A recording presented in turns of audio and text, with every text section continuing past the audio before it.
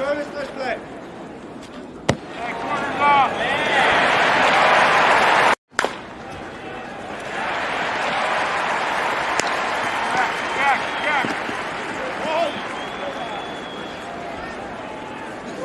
Let's play. Corner's off.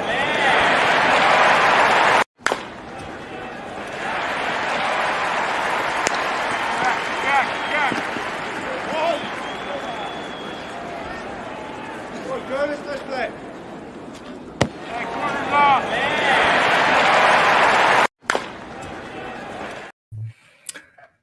Hello, Frog fans. Welcome to Postgame Beers podcast. Officially changing our name tonight to Post-Match Beers podcast. I am your host, Kyle Malloy, joined by my co-host, Jacob Sailors. We've got our producer, Crazy Ray Cartwright, along with Garrett Evans. But tonight, we are thrilled to be joined by none other than our favorite big hat donning coach who will never buy a beer in Fort Worth again. We are just excited to welcome the head coach of our national champion tennis team, David Roditi. Coach, let me be the first of the Frog fandom to say congratulations to you.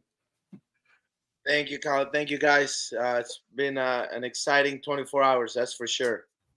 Yeah, Coach, that's exactly where I wanted to start. Can you run through the last 24 hours? Have you caught up on all your text messages? Have you gotten any sleep? Like, what's the experience been like? Yeah, I always wonder what it would feel like. It's so jealous of it, all the other coaches. It was the best part was definitely to see the guys, Yeah, celebrate and just have so much fun with each other. We're in Stillwater on a Sunday night, so it's not like you're in Miami, on spring break. So we just got together and said a few things and let them be boys, and then our core group, our Keep It in the Purple committee, we all got together and just told stories. Sorry about that. Exactly what we're talking about. That's quite all right, Coach. You're a busy guy right now. If it's the President of the United States, you're welcome to answer that on air. It is incredible. I haven't. So I answered maybe 10 texts, and you can probably guess who. And I'm not stupid, so it started with Coach Bushini, Chancellor Bushini, Donati, Tim Johnson. Just went down and the Lupton Drinking Club. Exactly. Naturally. I will say that the response from our TCU community has been overwhelming, and I didn't think that many people really paid attention. It's been incredible. And what I thought about was, man, I better not screw up. That's if this happens when good things happen, I can't imagine when I make a mistake. I'm gonna get crucified. So it was a great reminder to just behave. Coach, you bought yourself 10 years. You can do no wrong for 10 years. So, Coach, I sat down with my kids yesterday. I said, "Hey, this is the finals. We got to. I want you guys to see this." And we got to talk about the scoring and really get kind of watch the whole thing. But my heart was just pumping out of my chest. My gosh. I mean, it was so intense the entire time. Not just one match to another match. That obviously the final one. Do you feel that same pressure when you're coaching, or are you're so used to that moment and in the game? This was just to you. You're trying to focus on like kind of what's going on right in that moment. No, my heart's pumping just as much. I used to have a iWatch, and I stopped using it because it was just a reminder of how fast my heartbeat was going. So I just took it off. It's so fun, right? What a great way of to live as a coach, to get your heart rate up just like that, just at work. It's amazing. A lot of reminders of, for me, I can get caught up, as you maybe have seen. Some of you have seen, I get caught up on all the different ways that maybe they're taking advantage of whatever, or the umpires are not paying attention, chair umpires, to certain things. And I can get a little bit distracted and caught up in all that. So constantly reminding myself to just keep coaching. I was on Louis Max that scored at number 4, and I felt that was a critical match for us. And I just kept telling myself, stay on this court, help with whatever you can help Louis get through, help Louis get through. And I thought that was critical for him to get that point on the board because of who he was playing. That guy's really good, and at number 4, that guy's always played 2 or 3 for them. So for him at 4, that was a great win. So now I'm just constantly reminding myself, keep coaching, do your job, don't get caught up in all the other stuff. Well, it felt like yesterday you were having to officiate the match yourself. And I know all's well that ends well, but that had to be really frustrating in the time, right? That can't be normal for a match. The kind of officiating. I don't know. I don't think we're allowed to speak about the officiating. Sure. Don't get fined on our pod. Yeah, don't get them fined. I don't even know what the fine is, but everybody. I'm sure if my heart rate is going, I assume so is the chair umpire, and so is the head referee, and we're all humans, and we all have different perspectives, and I see what I want to see. They might see what they want to see. There were definitely some frustrating moments. I thought there were some things that you would think wouldn't happen in the finals of a championship. But at the same time, we always talk about, especially in tennis, you got to be ready for the unexpected, and it's going to happen. And yesterday it was no different. It was just some stuff happened that you just can't believe it. You just cannot believe it. And Jack Pennington Jones at number 1 did such an amazing job of dealing with it and getting through it. Speaking of the unexpected, Coach, what does it take in a tennis match to get a harassment warning? Yes. Well, that was the other thing. One of our fans, a TCU tennis alum, I knew who he was because I knew him as a player. I didn't coach him. He was a little bit younger than me. And when I looked up and I saw him there, I knew who was saying anything. But it turns out all he said was hook 'em horns. That's all he said. Hook 'em horns. That's it. Cook 'em. But the umpire said, well, it's obvious in tennis, when you make a bad call, you use the word hook. Oh, he hooked you. There's levels to this. He called the ball out of his game. So when they made a close call in a critical moment, he said, hook 'em horns. And the head referee said, well, obviously he's referring to them making a close call. So what? I mean, come on. Right. Even if that's the case, really, I think tennis players can handle that. So right up there with the horns down. Yeah. Who was it that did that yesterday? Was Pennington? Was it Gorsney or it was Pennington, right? Yeah, I didn't know he did it. We'll give him a pass, Coach. Give him a pass. Yeah, I think he earned a pass. I coached at UT. I coached at UT for 2 years. So this is bittersweet for you then. I was the assistant, and there were some of my ex-players as a coach at UT out there in the stands, and they were trying to get under my skin and giving me a hard time in a fun way, but they were definitely letting me know we don't care that you coach us. We're here for the horn. So it was great. It had so many. I can talk about it all day. It had so many different parts to it. Chris Del Conte was there. He came to watch the match. Obviously, he's the one that hired me, and now he's the AD there. So we exchanged some words, and he was a gracious competitor after the match. So it was great to see him, and I'm sure that their team appreciated his support. And for us, President Pullen was there, so that was huge. So that was awesome. We had our VIPs there as well. Well, Coach, I won't pretend that I've seen every single match that you've coached.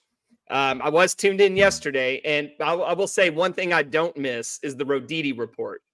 Absolutely love those. They're very hostage video-like, and you got the hat on, and I don't know. I love them.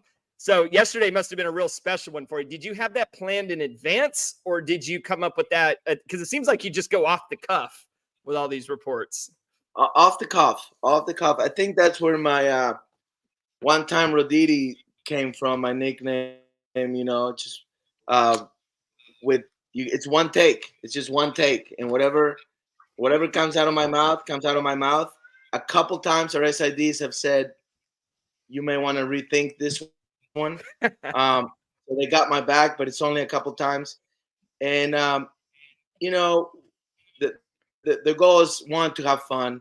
The whole the hat, the videos. I think our guys this year, because they've had so much fun this year with each other and some different personalities that are on the team, I really think that played a huge part in why they were able to do what they did yesterday. And all the credit goes to the guys. They've had a blast. I don't know if you follow them, but we have some personalities that are awesome. Luke Swan, For sure. he's our 10th best player on the team. If we had 20 players, he'd be the 20th best player on the team. And I mean this as the most complimentary way.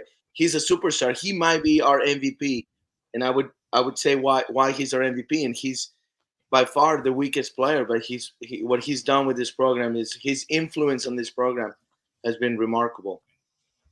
Every Speaking program of- needs a hype man. Yeah.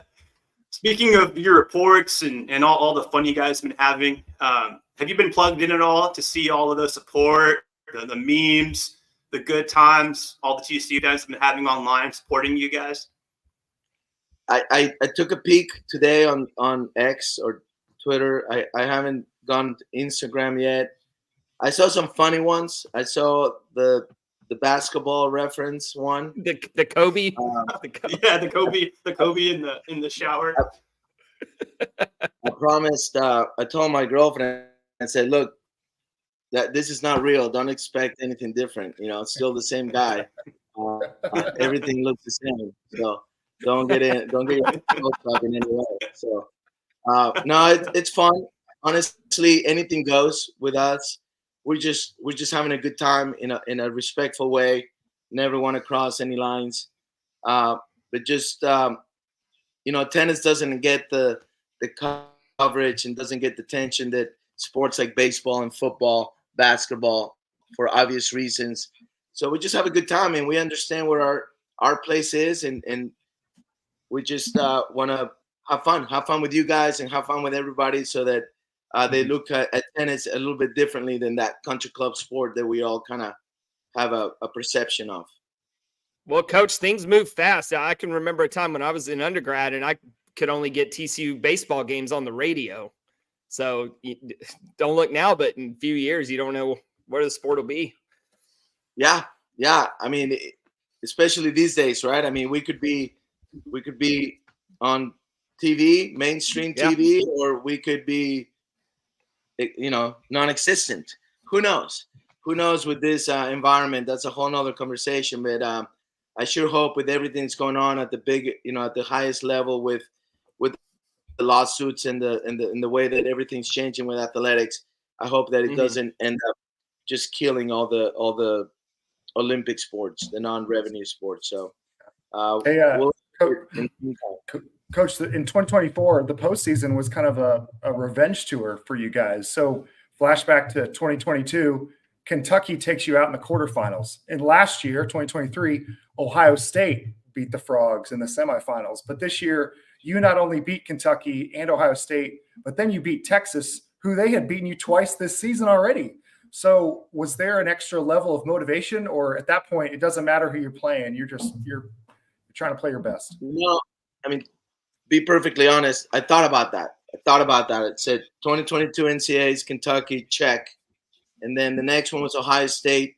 That one really hurt last year. 2023, check. And then 2019, the year that Texas won it, they beat us either in the Elite Eight or Sweet 16. I can't remember. I think it was Elite Eight.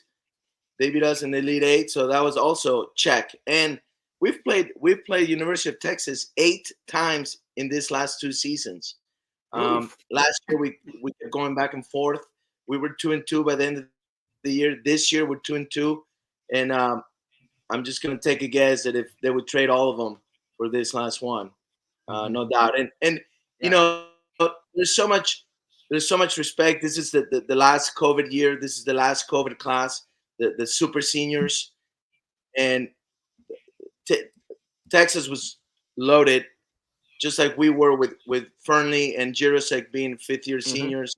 So they had, out of that squad, I bet they have 7 or 8, 6, 7, 8 graduates. So these guys have grown up together in college, and they've played each other so many times. And as big of the rivalry as it is, there's still a lot of respect, and it's gone back and forth, and it's been a really healthy rivalry for the last 4 or 5 years. And there's a lot of history. Again, I worked there before, so there's just a lot of stories within the story. So it was just awesome that we got to play each other in the finals of the NCAAs. Yeah, So, Coach- it is quite the rivalry. I mean, after it seems like every point, there's F-bombs being dropped. You can hear over the broadcast from both teams. Just the emotions running high. It was awesome. Yeah, I hope you're not talking about me. Because when I went to address the crowd, I think maybe you can read my lips, but I wanted to make it clear. I felt like the officials were also a little bit antsy, and I just didn't want. I felt like we were in control of the match, and so I might have said something that you could probably read lips. I know my kids let me know that they could read my lips. Well, Coach, but you've seen if you've seen the rebroadcast on ESPN, but the announcers, the broadcast team definitely had your back when it came to the officiating and everything going on. So, okay, well, that's good to know. I haven't, I only hear what like this that you tell me, but yeah, I felt like there were a few instances you're not supposed to say any of that, and I thought, well, I could hear it. I'm sure the crowd can hear it, but the officials decided to let a few go, I guess. Well, there was a point. I don't know if you want to talk about this, but because it's pretty specific. But Texas had they're not called challenges. What are they called when you challenge a call? Overrules. Yeah, overrules. And they had a third one, which at that point you're not allowed anymore, right? At that point, you get a point penalty. And that didn't happen. Correct. Yeah. So the announcers were talking about that, saying Coach Roditi has a point, and he's making it to the official. The official's not giving in, though. Yeah. Yeah, I don't understand how that happened, and yeah, it's incredible. 1, 2, 3, not that hard, and I don't understand why there wasn't more discussion about it and trying to get it right. I know those coaches at UT, and I know they felt extremely uncomfortable because they're good guys, and now you're put in a situation as a coach, the truth. Mm-hmm. So what do you just, is that part of the game? Is it not? Do you say, you know what, it is 3, go ahead, that's the match? Man, I mean, that's hard to do. In the perfect world, it would happen, but it's the finals of the NCAAs, and that's their number one player, and as long as he's still on the court, there's still a chance. But yeah, in our opinion, that should have been a match. Well, and as they say, ball don't lie, and I think it was Pennington, right? He got the point on the next play and wrapped up that match. So all's well that ends well. Thank God he did, because had he not, and we were having this conversation about what coulda, shoulda, I can't even imagine how we would feel, and it would have created a really ugly situation. So thankfully, Jack, I could see he was in a really good place mentally, and Devin and I, the coach that was there, we talked about it, and he's like, he's good. Let's go. He's got this, and what a point! That was an amazing point as well. So yeah, it was exciting. I'm sure you can tell. I talk about it all day. Yeah, and I wanted to ask you too about so when I've seen these matches, and it comes down and it's this close, it seems like it's random whose court the deciding point's going to fall on, right?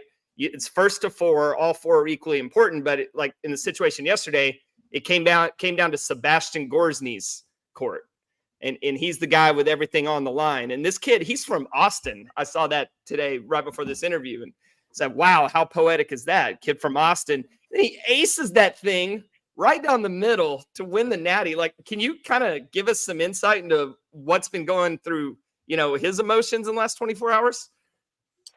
He's not one to say much.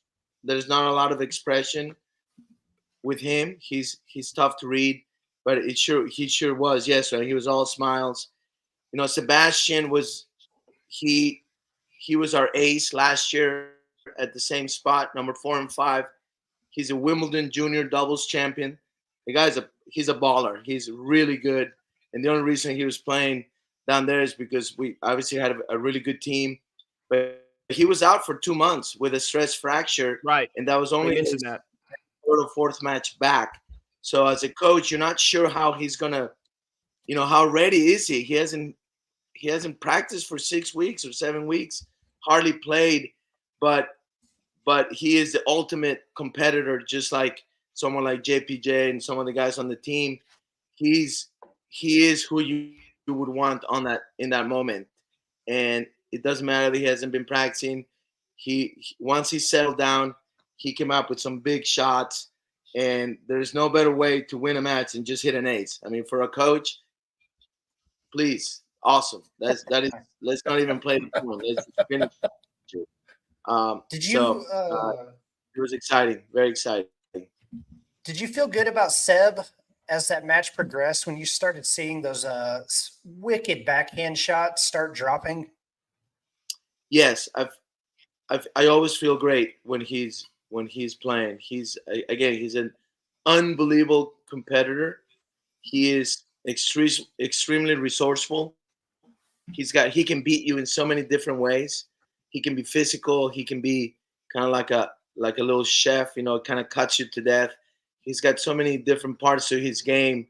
The one time I got a little bit nervous was when he started trying to hit his backhand down the line with the wind going in a certain direction, and I knew that was just not good, not very good shot selection. So I knew he was in a bad place mentally, and once he got settled down, it was all downhill from there.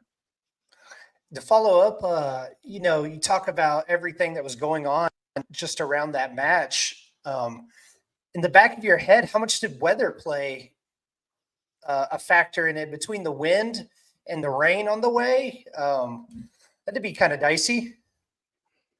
It was the doubles point in the beginning of the singles. It was as windy as it can be for a tennis match. It actually was past what they could have taken it indoors because it was over 20 miles per hour. I'm glad they didn't. That would have been a disaster to take a match like that and go indoors. And we all agree that it was just better to be outside, even though it was windy. So, we're used to the wind. I'm sure Texas is used to the wind. March, Fort Worth is one of the windiest cities in March. So we get to play it a lot. We talk a lot about it. And the guys were ready. It was just the level. It was hard to play really well when it's windy. Just like, with baseball, you have certain conditions. You're not going to be playing your best. You're playing more for positioning or whatever. Or, right. If it's raining, you're probably not throwing the ball in football as much. You got to adjust. And our guys did a great job in the doubles, adjusting to that wind.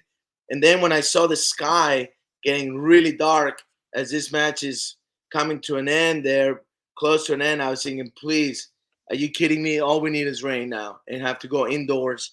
And then that's going to change everything. I felt like we had all the momentum. So it was great that the rain could wait long enough for Sebastian to give his teammates that victory. So, Coach, on that note, you guys have won the indoor championship. It's twice, right? Twice you've won it. How does this compare? It's the first outdoor, the NCAA outdoors. How does this compare to those indoor championships? Yeah, it's a great question. Obviously, winning a national championship is a national champion. It's the exact same teams playing in both. And if you win the indoors, you're good. That means you're good enough to win the outdoors. We just never did it. People seem to kind of assume we were screwing up or something. It's like, no, it's just not that easy. There's a lot of good margins. Teams. But I would say the fact that this is the NCAA championship, The other one is the ITA. The ITA runs college tennis, but it's not NCAA. It doesn't go in the history books as an NCAA. I think because of that reason, this one is sort of thought of higher than the indoor ones. Right. And the bonus would reflect that as well. Of course. So, Hey, Coach, Coach, go ahead, MK. Well, there's no rest for the champs. I mean, you guys are still in Stillwater for the individual championships right now.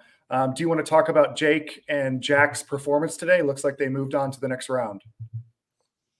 Well, thank you for letting me know. That's great. I actually didn't even know that. It's been a busy. Yeah, I think they both won in straight sets. So. I got home. That's great because you never know. You just don't know how you're going to react the next day. And Jack is a very social boy, and Texas A&M women's team won the national championship, and they were staying in the same hotel. And with Jack, I told our trainer, just have the IV ready in the morning. Make sure he can actually. Yeah. So that's great that he got through that. He's definitely a student athlete in all ways. He's got just a super dynamic personality, and I'm kidding. He was obviously, it's big. These guys are British, and if they were to win the NCAAs, it could possibly mean a wildcard into Wimbledon, the main draw of Wimbledon. So there's a lot on the line for them. Interesting. But I just know they're such big team guys, and that meant a lot. It takes a lot out of you. They can both win the tournament. It's Well, so I want to apologize sincerely if I was not supposed to break that news to you on Postgame Beers podcast. I'm glad you did. I'd be so embarrassed. Somebody asked me and I didn't know. He had it DVR'd and we just blew it for him. Spoiler alert. Yeah. Hey, could they play each other in the finals? Could we get that? Is that? I guess I have to look at the bracket, but I haven't looked at the bracket either. I don't know if they're opposite, but there's so many good players. Yeah. And the next match, they're both seeded top 16, so they're automatically All-Americans. You have to be top 16 to be All-American. But you also, if you get to the third round, you're also an All-American. So whoever they play, they're playing for the All-American status, which is a huge deal. I'm sure it is in every sport. But in tennis, if I was going to watch a round of the tournament, that would be the round because you have players that are playing for the rest of their lives. So they can be saying, oh, he was an All-American at TCU. And it's a big honor for them. So that's going to be exciting. They are actually on different sides of the bracket, and the round you're talking about, Coach, is on May 22nd, just for those listening. So tune in a couple days, and maybe we get to see some pretty good tennis on ESPN. Awesome. Hey, Coach, last question from me. So you played back in your day, and not saying you don't now, but you played, college back in the day. Would Coach Roditi offer David Roditi a scholarship to TCU tennis? Could you crack this squad? Yeah. Yes,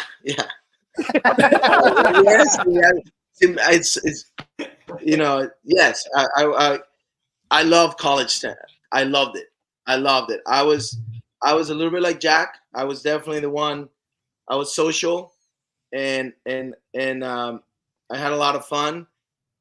But on game day, I think my teammates and the coach would say all the stuff they have to put up with during the week, it was worth it on game day. I just loved it.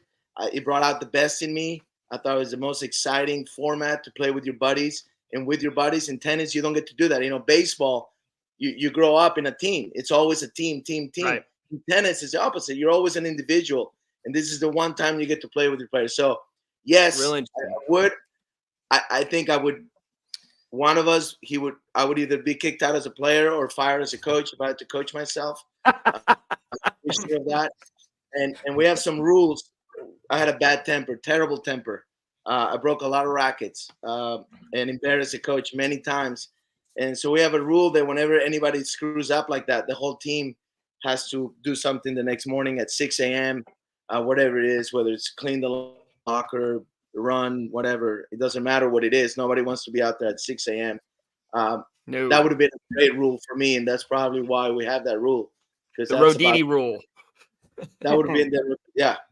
I ran a lot of stadiums, but yeah, no, my coach was opposite of who I am, and that's probably why we got along so well. All right. Coach, you're still in Stillwater. Where would you say now Stillwater ranks on the list of your favorite cities? Number one. Yes, Number sir. one. I told Outside of Fort Worth, of course. outside of Fort Worth, of course. My outside. I told I was joking. I said, well, this place is never going to mean the same to us. It's our second home. Mhm. And Absolutely. it was the third time we played there this year. We played Oklahoma State on the road, and then we played the Big 12 tournament and lost to Texas in the finals of the Big 12 on the same exact courts 2 weeks ago.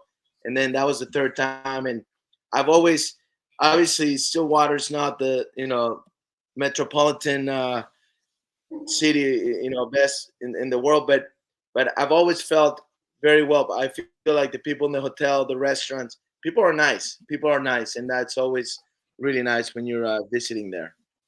Coach, we cannot thank you enough for your time. I just want to end not on a question, but something I saw on GoFrogs.com today.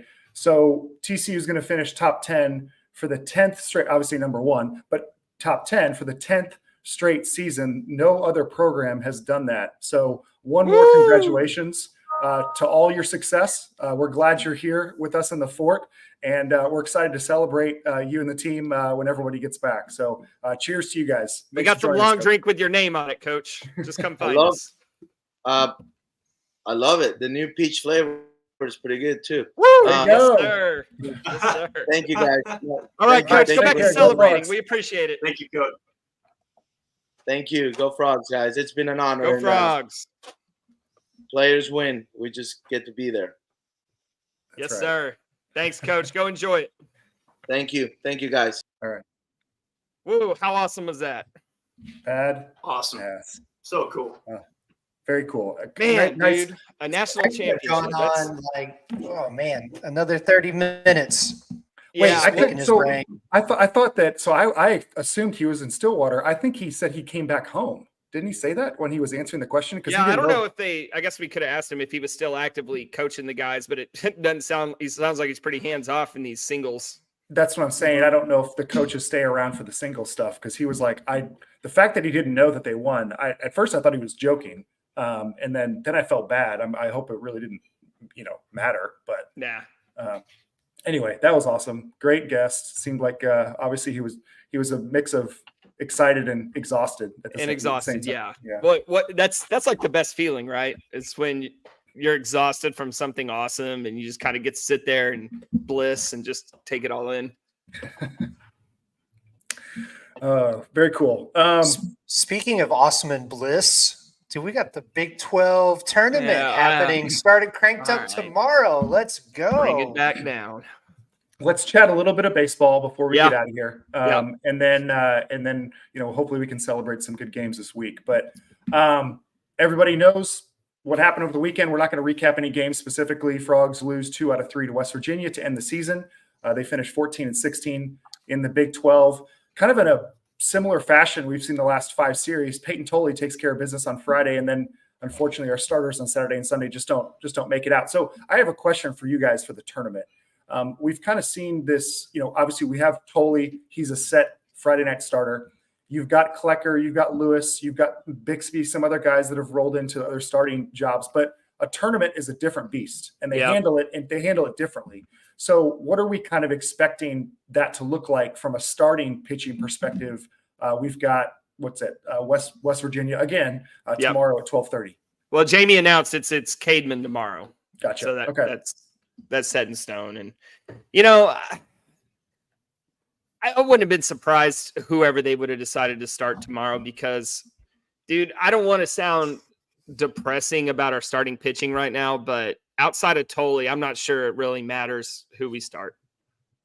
Like, each guy is capable of being great, but I went back and looked at the last 7 non-Tolley starts. And would you guys care to hear some numbers? No. because these are not going to be fun numbers.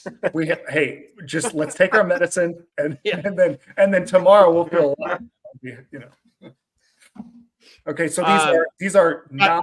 We got breaking news. Coach Roditi, first of all, he said thank you, and he said he had a good time on the pod, as did we. Thank you, Coach, again.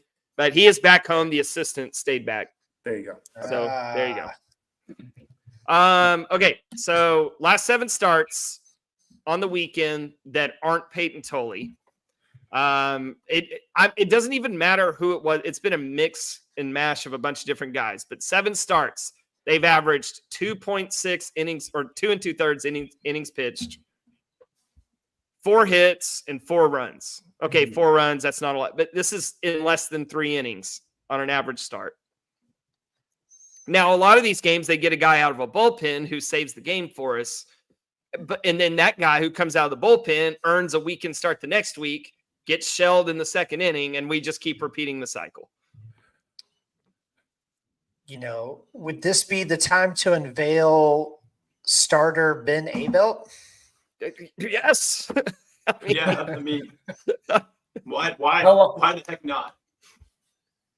Jacob's been calling for this since before the season started. And I knew it, if it was going to happen, it was going to be, around this time of the year. But I mean, another thing, and we joked about this on our group text about like, hey, what if you just pitched one batter and then brought in somebody else and they had all the success we've been seeing? But what if you didn't actually let them get into trouble after maybe 1 or 2 hits? You're like, you know what? It's just, we're going to move on. We have the bullpen depth, and we could use that guy in a game, 2 games from now to come in as a reliever. Well, because you'll see it. Like one of these starts was the Lewis start against Baylor. It's actually the best start on this list.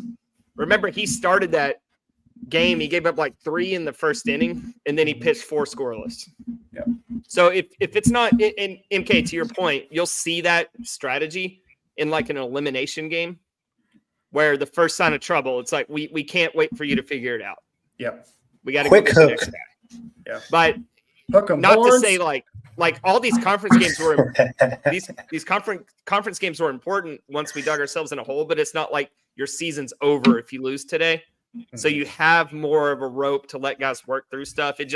They really haven't been worked. Look, listen to this: 2 2/3, 2 innings, 1 inning, 4 innings, 5 innings. Those are both Lewis, and then you have 3 innings and then an inning and a third. That's what your starter's getting you. Now, any of those Lewis starts rain shortened? Because it always seems to be I didn't raining. include the Texas game. I stopped after the Texas game. So it's K-State, Baylor, West Virginia, and then 1 against New Mexico State.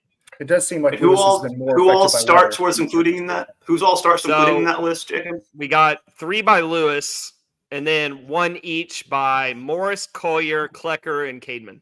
Oof. Okay. And all of those guys have had success during other games this year. Every Exactly. single one of them. So when you talk about this tournament, dude, we could either make a run or we can go 2 and barbecue. Dude, we're making a run. Tell us why, Ray. Well, first off, we're playing at Globe Life. It seems we always play well at Globe Life. That is one very good point that is not really quantifiable or tangible, but it's real at this point. Second, no one in the Big 12 has a shot at hosting. Okay. So there's no real incentive. Oklahoma doesn't have a shot if they win the tournament? I don't think so. No, I mean, I haven't been too dialed into the hosting picture and all that, but I think their RPI is too low. Okay. Well, and it's no fault of OU. That's probably the case because I was like, if they're a top 15 team and, or a top 20 team, let's say, and they went, just blew out the field, you would think that they would get, I feel like the Frogs have been in that position before. Well, MK, there's 2 things working against them here. One is the 1 seed in the Big 12 tournament doesn't take the tournament as seriously as everybody else. Yeah. Historically, right? OU could be the exception. You never know.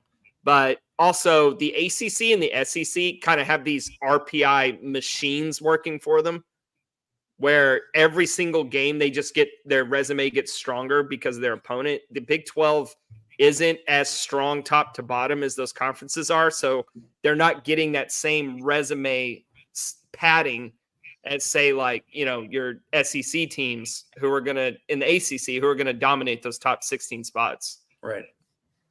Yeah, so you look at these top seeds in the Big 12, what incentive do they really have to go out and try to push for a win? Well, Whereas like a team like TCU really needs to go out and show well in this tournament.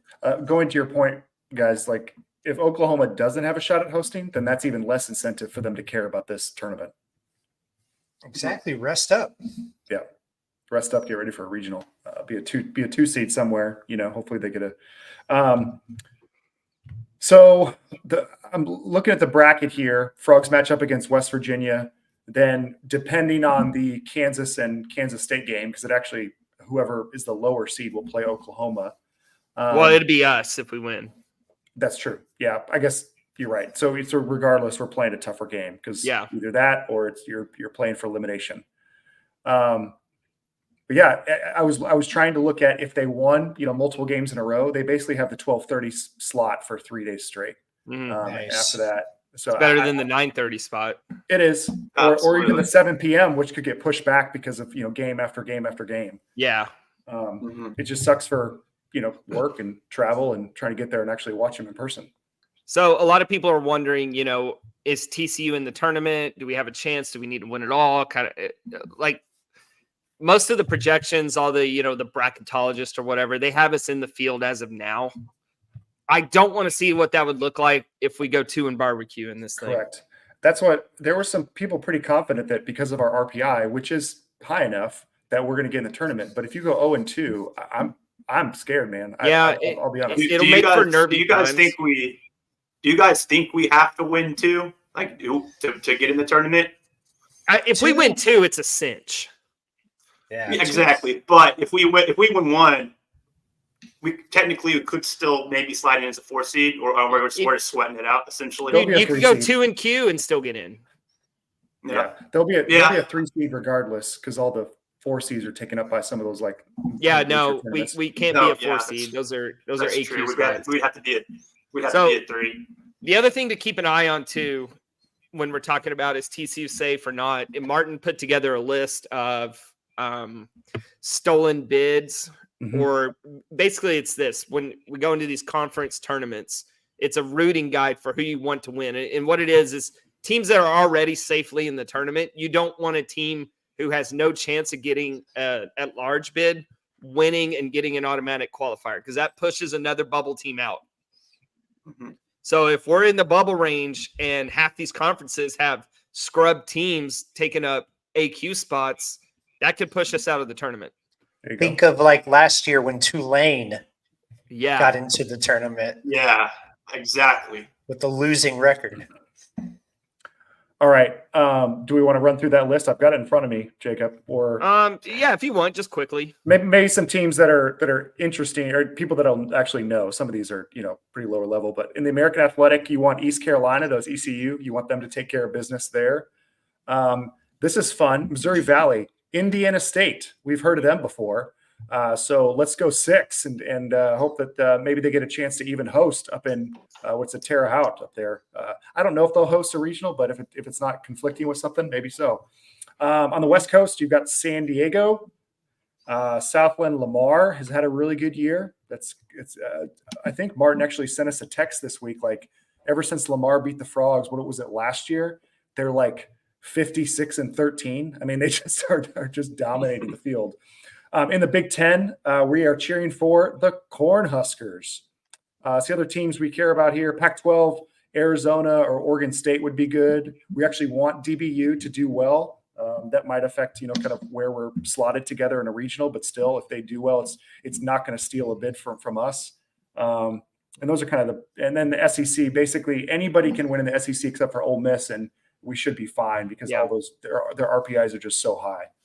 So we'll see how it shakes out. Bella brings up a good point. She'd feel a lot more comfortable if we'd have won the series against West Virginia. Yeah, if that would have happened, we're probably not even worried about the Big 12 tournament at all. Yeah. Or even if you don't drop a game to New Mexico State. Yeah, but I mean, winning a series in your conference against a quad 1 RPI team, that Touché. puts you in the tournament right there. And by all accounts, even losing the series, we're still safe. But man, we're making things, really, really hard on ourselves. And that's been the story of the year ever since the Kansas series is let's see how hard we can make life on ourselves. All right. What's y'all's confidence level, 1 to 10, on winning at least one game in the Big 12?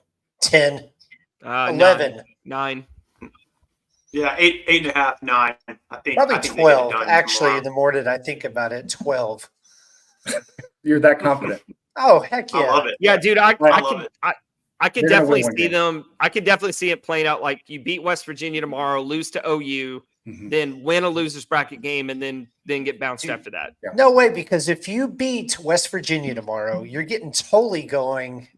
How do you know Tully's starting? You don't know that. I would assume so. They Why? might pitch them against OU to stay in that winner's bracket, Yeah. 'Cause They might. Huge. Yeah, they might. or they might see what Klecker and Lewis can do for like 2 or 3 innings, and maybe they don't give up any runs, But Yeah, dude, I'm looking at the season right now, and it's like I don't want to be negative for the sake of being negative. I mean, the play on the field dictates what we talk about. So, you can call me a fake fan or whatever on Twitter, but look, the fact of the matter is our best players on paper are not performing. I They're mean, not Silva's performing. been pretty good lately. He's improved, but I'm looking at just the season as a whole, dude, and his ops is 651. We got the guys that we were counting on the most are at the bottom of this list in ops. Hey, well, I have a counterpoint to that. It's a brand new season, boys. Yeah, it is. Same players. Throw it all out the window. Same players. We have a really big sample size now. So, look, if they come out and they win this tournament, great. They turned it on when they needed to. But there's a lot of evidence suggesting that, it's going to be a disappointing week. for those paying attention to the Peyton Tully home run watch for the season, Jackson Day needs 28 more home runs to hit his over of 30. So could be a fun postseason, Jackson, if Tully gets hot. And also, Bella, I saw you had a comment here about wanting a graphic. I'm assuming you're referring to the Who to Cheer For graphic that is on Martin's Twitter. If you want to copy of that. We can repost that for sure. It's not pretty. It's not pretty, but it gets the job done. Yeah, I already retweeted it from LDC, so you can find it on our They timeline. get the job done. All right. Anything else, guys, before we watch the games tomorrow, 12:30? What else you Well, got? I've got something that's non-TCU related. That's a pretty wild story in college baseball going on right now. Okay. All right. You have my attention, but I'm going to log on and watch the Oilers and Canucks while you talk. So I don't have your attention. You have So you have most of my attention. Have y'all ever heard of the college Birmingham Southern? No. Only because of what's going on, but I want you to go ahead and tell it, Ray. Dude, I don't know anything about this. So they're a Division III squad that just made the D3 Super Regionals. The catch here, their college is shutting down, closing its doors Oh no. on May 31st. So if they were to advance to the Division III College World Series, they would technically be playing for no school because it would Wow. cease to exist. Can they just change their jerseys at that point to whatever? Yeah, right. Like the Mighty Ducks when they change in the their Hear me out. That sounds I like smell a sounds like a sports sponsorship movie. opportunity. The LDC sponsoring this squad. Nice LDC jerseys. Dude, Yeah. yeah. We can put Long All about Drink and Hell's Half Yeah. Acre. yeah, long drink on front, Hell's Half Acre on the Yeah. back. It's awesome. You get the Hell's Half Acre Horned Frog logo on the batting helmet. Oh, dude. I mean, they instantly earn just tens of thousands of fans across the country, so very cool. Since we're doing college baseball quick hits, did you see the poor kid who hit his first home run and didn't touch home plate? Oh, Oh. no. Did they call him man. out? Oh yeah, John Boy did a breakdown. That's So the Oh. announcers say "bless your heart" because that's what I would have Yeah. said. I mean, Dang, that man. really sucks. But how do you miss home plate? I'm serious. Because he was doing the whole, point to the Lord thing, and he wasn't looking down.